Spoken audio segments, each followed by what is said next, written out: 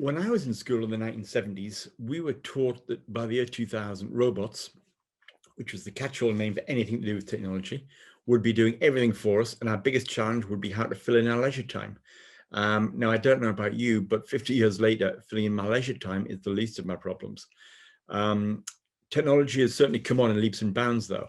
We have, gosh, electric cars, self-driving cars, microwaves, GPS sat-navs, and 1,000 other improvements to our daily lives. And of course, not forgetting iPhones. As I sit here at my desk, I can marvel on what we're using now, which is fabulous, versus what we used to use not that long ago with this delightful Bell telephone. Now, the reason for these creations are, of course, humans, both in a positive way, i.e. their creativity, but also the fact that some, not all humans, are lazy and unreliable. They lie, cheat, and steal. They make mistakes, are inconsistent, get tired, and take sick days. Technology has none of these issues. There is a reason that most major trading markets, with the notable exception of perhaps New York, Chicago, and the LME in London, have got rid of their trading flaws. Not just in trading, though. There are now businesses really flourishing in reg tech, insurance tech, edutech, health tech, you name it. A fascinating report was published in the US a couple of years ago, which looked at which of 100 jobs done by humans currently would be overtaken by technology by around 2027, and in which order. The first I seem to remember were long-distance lorry drivers. As soon as self-driving lorries are built, then something like 3 to 4 million lorry drivers will be made redundant immediately. The list went on, and the final two roles to go were seen to be in sales, with a 3% chance of being phased out, and religion with a 2% chance of being phased out. The obvious result to safeguard your career, therefore, is to get a job selling religion. But I think that's a topic for a whole other time. At the retail level, we've seen certain markets, Nigeria, South Korea, Estonia, and Taiwan, for example, the overwhelming amount of personal banking is done purely by mobile phone. This next generation of institutional employees will not want antiquated dealing and settlement systems. They'll be wanting to, and very comfortable to, embrace blockchain and DLT, which will disintermediate all of the myriad stages in the life of a trade so that everything has instantaneous net settlement with no risk. Of course, the FX market will have to catch up with its T1, 2, 3 settlement periods. Banks are seeing this threat and are now either building their own fintech offering or buying up existing third-party fintechs, either incorporate their technology into themselves or block them from being a competitor. خیلی ممنون برای تجربه شما در این حوزه. قطع به یقین باعث میشه که پاسخی که دادید و پاسخ خوبی هم بود، کاملا پاسخ در حقیقت کاربردی باشه. خیلی ممنونم.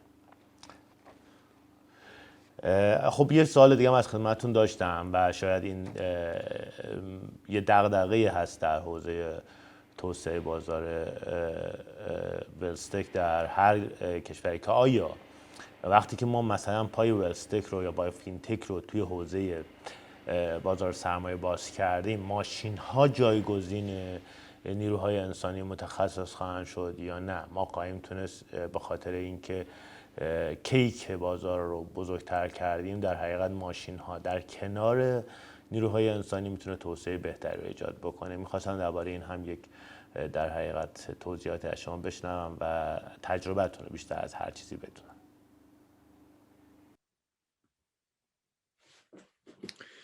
Okay. Well, to answer your question, I need to take you back in time. This is year 32 for me in the post-trade space, with 20 years as a banker working around the world. And I've therefore seen many changes, not least the encroachment of technology into all of our lives.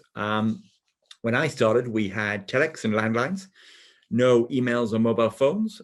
We now have crypto, Bitcoin, Ethereum, artificial intelligence, machine learning, blockchain, DLT, robo-advisors, you name it. Likewise, when I started, the recruitment process was done by personnel, which is what human resources were then called. If a role was open, then a friend would mention it to a friend, and he, for it was usually a man, would be asked to come into the firm for a chat over a drink or a lunch, and then be offered the role. Fast forward to today, and the world is a very different place. It's cutthroat, highly competitive, with hundreds of candidates applying for perhaps one position, and numerous interviews taking place. Our record happens to be 17 for just one role. In the city of London alone, there are over 1 million people working in finance, and on average, around 35,000 positions open at any one time. candidates can literally be anywhere in the world, and therefore the old school ways of finding and interviewing candidates are long gone. Nowadays, a hiring firm will usually look internally by law for the first 2 weeks, and then advertise on jobs boards such as eFinancial Careers, Bait.com, SingJobs, or whichever is the relevant one for that region. If that fails, then they'll come to a specialist recruiter like myself. I use a combination of my network and database, LinkedIn, and various jobs boards around the world. I have something like 10,000 candidates on my database, and frankly, I need technology to be able to keep track.